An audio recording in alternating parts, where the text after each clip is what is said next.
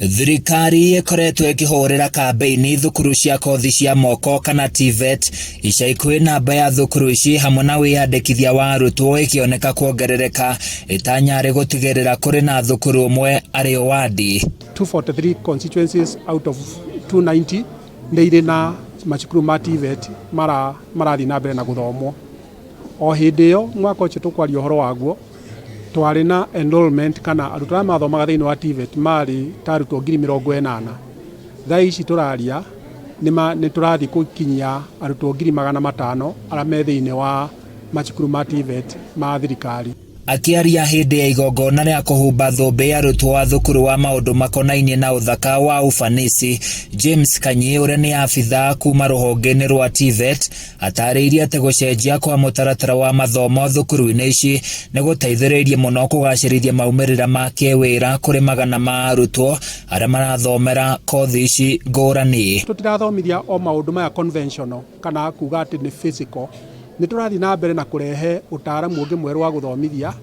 Tũrathi na mbere na kũrehe ũrĩa tũngĩgĩa na gũthomithia na using technology, ũhoro wa virtual realities na simulations thĩinĩ wa gĩthomo gĩa mawĩra ma moko. Ona kuhana oro uguo ũkunderu wa mĩeke ya mawĩra nĩ ũndũ ũgomeire makiri ma mbeũ njĩthĩ. Mũrũgamĩrĩri mũnene wa thukuru ũyũ wa ufanisi Njogua Wachira kĩũria mbeũ njĩthĩ kwaga gũcagũra na makĩria kũiyũkia kothi cia moko.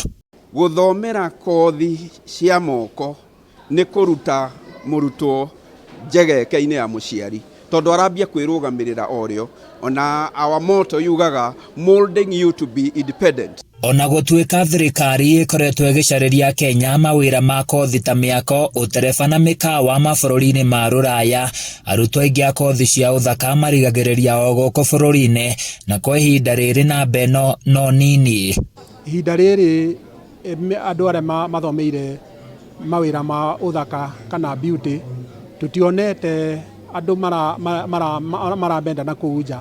Kuri hindi turetagio andũ kana tukoretwo tugĩtio andũ aingĩ gũkĩra arĩa tũngĩheana. Ugakora rĩngĩ atago mũndũ nĩ ahingũra spa, ũngĩ nĩ ahingũra a classic barber shop. Waturanĩra andũ arĩa turetio na arĩa turahota kũheana tukona kwĩna ũbatari mũnene mũno wa andũ a kũruta wĩra ũhoro-inĩ wa beauty industry. Arĩa marĩ biathara-inĩ no matarĩirie thĩna mũnene nĩ gũkinyanĩria matanya ma kĩwĩra. Namba nene ya arutwo arĩa mekĩte kothi ĩno makiuga matanya mao nĩ kwĩyandĩka. Competency based skills nĩcio irabatarwo mũno Kenya mahinda maya. Nĩ kũrabatara wĩra ũrĩa mũndũ angĩruta na moko make athiĩ aũrute. Hĩndĩ ya igongona rĩrĩ arutwo matanyihĩire 100 nĩ mahumbĩtwo thũmbĩ thutha wa gũtiriha mathomo ma kothi ngũrani cikonainie na ũthaka. Niĩ ndiarĩ patient, ndarĩ mũndũ ũrĩa wakwarĩrio ũkehũrania no thaa ici nĩ ngwari na mũndũ wega na ndĩmũthondeke wega na akandigĩra namba no na mũthenya ũngĩoka akamba kũhũrĩra. Ngoretwo gũkũ mĩeri 5 ũguo ndĩ thukuru ndarĩ na clients akwa tondũ ũguo mũno nĩ njĩtagwo recommendations ũguo ũkona client nĩ akena nĩ ũrĩa wamwĩka agakwĩra ageta mũrata wake. Nĩ kosi tagaga wĩra unless ukwe ndwendete kũruta wĩra ũcio. Handũ-inĩ ya Kameme TV niĩ njĩtagwo Francis Mwangi wa wĩra.